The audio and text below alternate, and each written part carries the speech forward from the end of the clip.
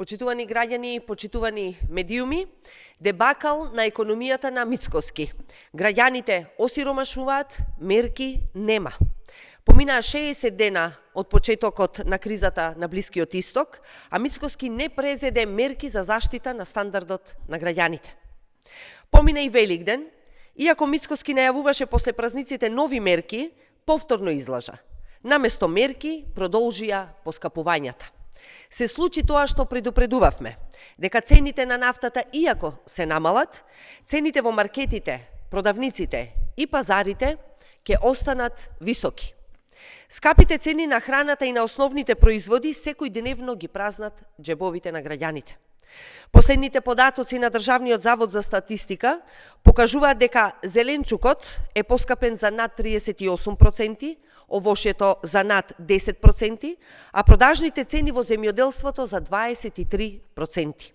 Веќе 2 месеца се покачени и цените на месото, зејтинот, јајцата.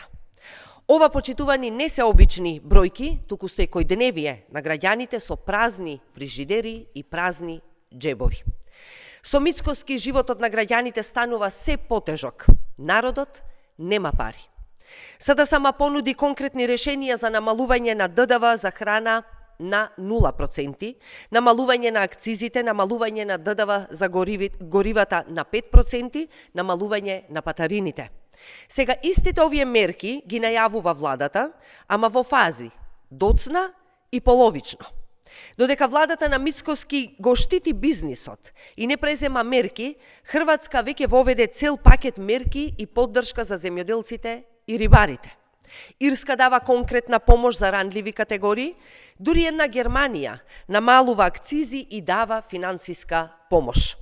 Само кај нас Мицкоски не презема буквално ништо.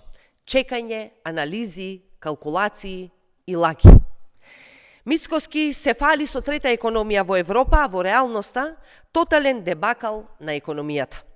Платите остана најниски во Европа, народот осиромашува, инвестициите си заминуваат, се затвораат фабрики.